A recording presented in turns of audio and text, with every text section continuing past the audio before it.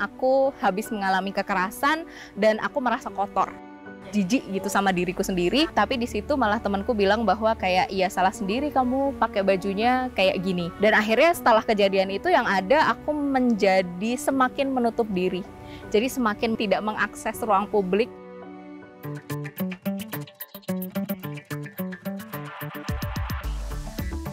Sampai akhirnya aku bertemu dengan teman-teman yang sering juga mengalami kekerasan di ruang publik yang ternyata juga mendapatkan reaksi yang mirip di saat dia menceritakan pengalamannya di masyarakat luas. Dan kita merasa bahwa it has nothing to do dengan kita mau keluar jam berapa, it has nothing to do dengan what we wear. Kenalkan, nama saya Vivi. Saya sekarang bekerja sebagai co-director dari Holleback Jakarta dan juga direktur program dari Lintas Feminis Jakarta.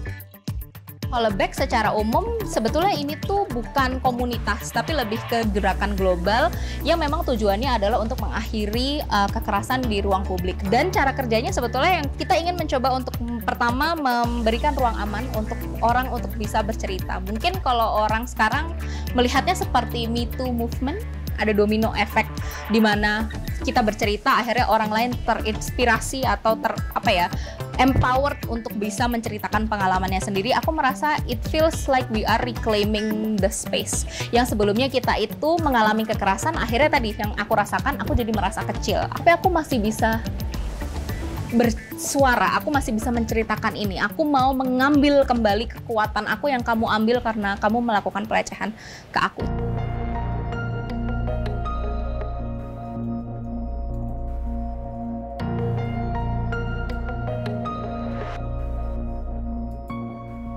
Saat kita masuk ke website itu kan kelihatan peta ya, jadi ada visualisasi yang harapannya saat orang membuka itu langsung sadar bahwa oh kekerasan itu nggak hanya terjadi di lokasi-lokasi tertentu, tapi kalau begitu di zoom itu kelihatan banget kan di Jakarta, apalagi ya titiknya tuh banyak banget di setiap sudut kota Jakarta, sepertinya nggak aman untuk perempuan.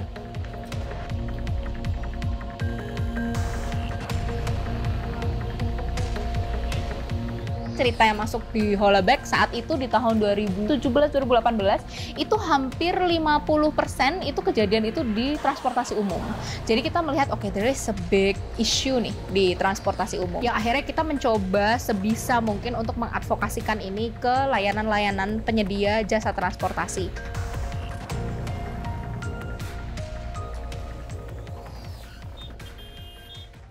Dari survei yang kita lakukan secara internal, kita melihat bahwa sebetulnya ada 55% ya perjalanan yang menggunakan layanan transportasi GoRide itu untuk roda 2 dan GoCar untuk roda 4 itu ternyata digunakan oleh penumpang perempuan. Makanya kami juga meluncurkan satu kampanye khusus Aman Bersama Gojek untuk perempuan. Jadi pada saat itu kami menggandeng mereka untuk melakukan pelatihan tatap muka tentang bagaimana menjadi active bystander kepada mitra driver. Nah dari situ kita coba membangun awareness dari mitra sehingga diharapkan mitra driver Gojek bisa menjadi pihak yang aktif membantu korban yang mengalami pelecehan seksual.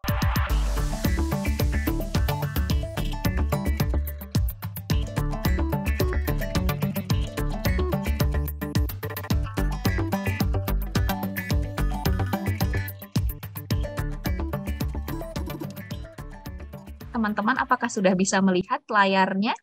Kita dari Koalisi Ruang Publik Aman akan meluncurkan hasil survei terkait pelecehan seksual di ruang publik selama pandemi COVID-19.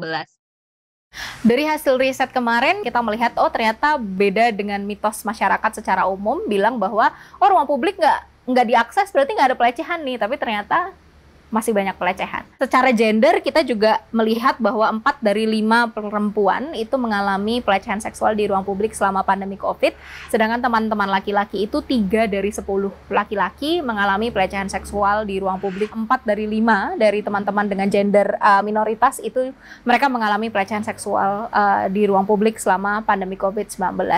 Bentuk-bentuknya untuk offline di sini bentuk yang paling banyak terjadi itu ada siulan, sedangkan di online bentuknya itu kirimkan foto atau video intim dikuntit secara online itu juga lumayan tinggi.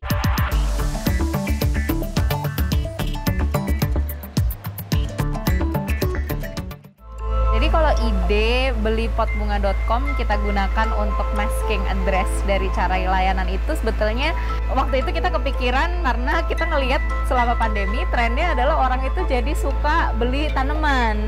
Jadi kayaknya agak make sense di saat kalau misalkan kita mau mencoba untuk mengirimkan ke teman kita tapi nggak mau terlalu ketahuan bahwa oh ini adalah alamat untuk sebetulnya kamu mencari layanan. Ini adalah semacam database yang bisa diakses oleh siapapun yang isinya adalah lembaga bantuan dan dukungan yang memang khusus kebanyakan dari mereka memang melayani isu-isu kekerasan berbasis gender. Jadi di saat kalian masuk ke website yang langsung kelihatan adalah kategorinya apa dan juga lokasinya di mana.